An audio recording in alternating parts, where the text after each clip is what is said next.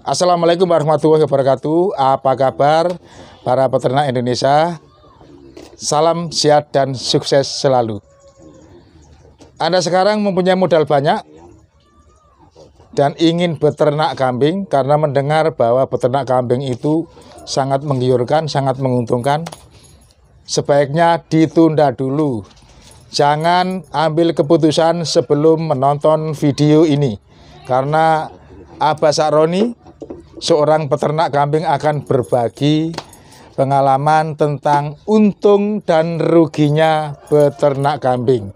Jika Anda sudah menonton video ini sampai selesai, barulah Anda bisa mengambil keputusan apakah Anda beternak atau mengurungkan niat Anda.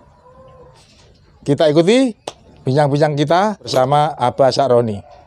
Tetap di channel ini karena Agro TV berbagi sukses dari orang sukses.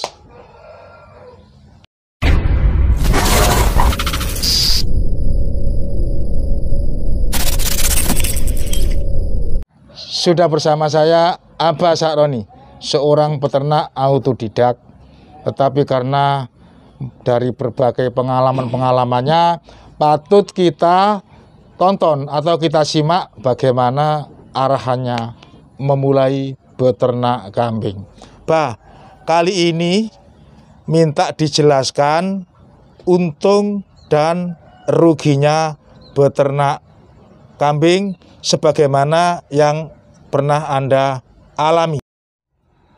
Kalau Agro TV bertanya untung dan ruginya beternak kambing, saya akan menjelaskan sesuai pengalaman yang sudah kita alami ini. Ada beberapa keuntungan untuk beternak kambing. Satu adalah harga kambing atau daging kambing sangat relatif stabil dan meningkat. Berbeda dengan kita ternak ayam atau pedaging dan juga ternak bebek, petelur, itu naik surut. Pada saat musim hujan memang harga telur dan pedaging sangat tinggi. Terus yang sekarang posisi musim panas, harga telur sangat turun. Nah, itu mempengaruhi peternak karena faktor pakannya itu sudah diperhitungkan sesuai standar antara pendapatan dan pengeluaran.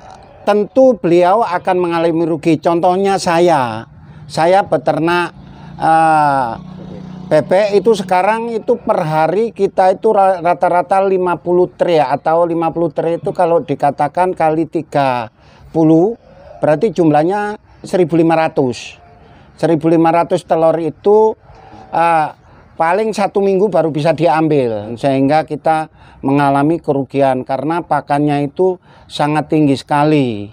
Berbeda dengan peternak kambing, kalau kambing itu dagingnya stabil, harga juga meningkat. Di situ permasalahannya kita tidak terjadi penurunan. Yang kita harapkan supaya kita itu teman-teman mengerti perbandingannya antara kita beternak ayam dan beternak petelur bebek, termasuk sapi gitu loh. Masih lebih untung kegiatan peternak kambing. Keuntungan yang kedua adalah permintaan daging kambing di masyarakat sangat cukup tinggi karena kebutuhan akeko, kebutuhan selamatan, kebutuhan untuk orang mau ngadakan hajatan, dan kebutuhan sate itu sangat rutinitas setiap hari. Faktor keuntungan ketiga adalah pakan yang melimpah. Jika kita beternak di desa atau di dekat-dekat perkebunan, bahan pakan akan kita dapatkan dengan cuma-cuma. Jika beternak di kota, kita pasti melalui semua serbabuli, tapi kita mudah untuk mencari. Di situ pengeluaran kosnya perbedaannya. Kalau di tempat dataran tinggi, pakan itu adalah rambanan atau yang di pohon-pohon. Kalau yang di dataran rendah, di pertanian dataran datar, itu rata-rata rumput. Disitulah sangat melimpah sekali sehingga kita akan mendapatkan hasil yang berlimpah. Jika peternak di kota melalui fermentasi atau kita beli, termasuk kulit kopi, ampas, tahu, kangkung kering, tumpi, jagung, bisa juga kita tambah pakan konsentrat pabrikan. Keuntungan yang nomor 4 adalah masa panen relatif singkat apabila kita mengadakan penggemukan istilah. Yang kedua adalah kita apabila breedingan, kita minimal jual itu 8 bulan sampai 1 tahun baru bisa jual. Nah, di situ kita harus membandingkan bagaimana cara-cara kita itu supaya kita itu bisa memberikan trik-trik pakan yang kita gunakan. Contohnya, apabila pakan untuk penggemukan itu perbandingan fermentasi itu campuran 50% 50%. Tetapi kalau untuk ini contoh di kota lagi, untuk breedingan itu perbandingannya 20-80. Jadi 80 itu tumpi ya, 20 itu adalah sentrat termasuk lain-lainnya ditambah hijauan. Jadi di situ hijauan itu di luar dari campuran fermentasi. Intinya panennya relatif cepat. Karena begini, kalau Bapak yang pakai 50% 50%, di situ 3 bulan sudah kita mendapatkan penghasilan untuk pengemukan. Kalau untuk pengemukan jangan dikasihkan pakan pada breedingan, karena di situ apabila kehamilan dari si kambing akan muncul prematur. Karena perbandingannya 50 dengan 50 itu.